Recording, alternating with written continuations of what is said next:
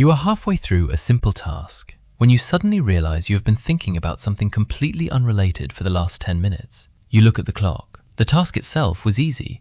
You probably could have finished it quickly, but your mind kept branching into other questions, other possibilities, other things you needed to understand first. So you sit there for another moment, trying to figure out why something so simple became mentally exhausting. This can happen to anyone, but for some people it becomes a pattern. Their mind does not simply receive information, it connects it, questions it, compares it, and searches for what might be missing. A normal decision can become a small investigation. A casual comment can create 3 possible interpretations. A problem that could be solved in 5 minutes can remain open in the mind long after the practical answer is obvious. Psychology sometimes describes part of this through heightened cognitive processing. In simple terms, your brain keeps working on information even when the situation itself has already moved on. Imagine closing a dozen browser tabs, only to discover that several are still running quietly in the background. That mental activity can be useful. It can help you recognize patterns quickly. It can make you unusually curious. It can help you understand complicated ideas without needing everything explained step by step.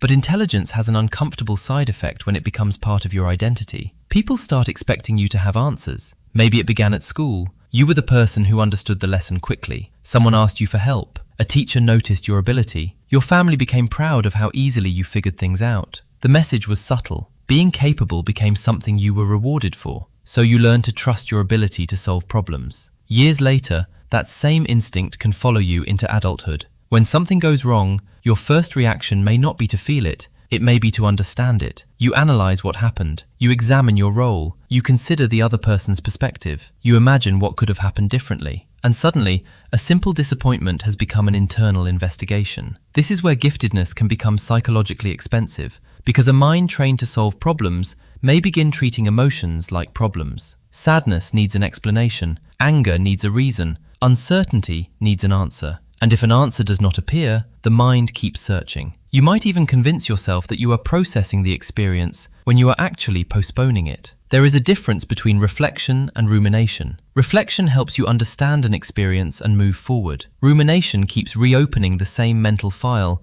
without producing anything new. The difference can be almost invisible. You think you are being thoughtful, but your mind may simply be circling the same question from another direction. And then something even more subtle happens. You become very good at noticing yourself. You notice your tone, your reactions, your habits, your contradictions. You notice when you are becoming defensive. You notice when you are avoiding something. This is metacognition, the ability to observe your own thinking. It is one of the mind's most powerful abilities. But constant self-observation has a strange consequence. You can become the person watching yourself live. Instead of simply enjoying a conversation, you notice how you are coming across. Instead of telling a story, you wonder whether the other person is interested. Instead of making a decision, you examine why you are making it. Life becomes something you experience and analyze simultaneously. And that can create a quiet distance between you and the moment. The people around you may never notice. You still work, you still laugh, you still answer messages, you still show up. From the outside, everything looks normal, but internally, there can be a constant feeling that your mind is one step ahead of your life. This can also affect relationships. You may notice patterns in people very quickly. You recognize changes in tone. You remember small details. You sense when something feels different before anyone says anything. That sensitivity can make you perceptive. It can also make relationships complicated, because once you notice a pattern, it becomes difficult to stop seeing it. A delayed reply becomes a question. A change in someone's behavior becomes a possibility. A small disagreement can suddenly connect to something that happened months ago. Your brain is trying to protect you through prediction, but prediction can quietly steal your ability to simply experience another person. You stop asking, "What is happening?" and start asking, "What does this mean?" That difference seems small. It isn't, because meaning can multiply indefinitely. There is always another interpretation, another possibility, another explanation, and eventually, the mind reaches a strange place where knowing more does not necessarily make you feel better. This may be one of the least discussed costs of being highly capable. The world rewards intelligence because intelligence solves problems. But not everything in life is a problem waiting to be solved. Some uncertainty is normal. Some emotions need time rather than analysis. Some relationships become clearer through experience rather than explanation. And some questions do not become more useful simply because you can think about them for another hour. The difficult part is that letting go can feel almost irresponsible when your mind has been trained to search for answers. You may think, there must be something I'm missing, so you keep looking. But sometimes there is nothing missing. Sometimes you already understand the situation. You simply do not like the answer. That realization can change the way an intelligent person relates to their own mind. You begin to understand that intelligence is not only the ability to notice more, it is also the ability to recognize when more noticing is no longer helping. You do not have to investigate every feeling. You do not have to explain every reaction. You do not have to predict every outcome before making a decision. And you certainly do not have to be the smartest person in every room to deserve your place there. Perhaps the deepest psychological shift happens when being gifted stops meaning, I should understand everything. It begins to mean, I can understand many things, and I can still allow some things to remain uncertain. That is not giving up your intelligence. It is finally giving your mind somewhere to rest. And maybe the quietest sign of maturity is not having fewer thoughts. It is knowing which thoughts deserve your attention. If that distinction feels familiar, perhaps there is something worth noticing the next time your mind starts searching for an answer that may not exist.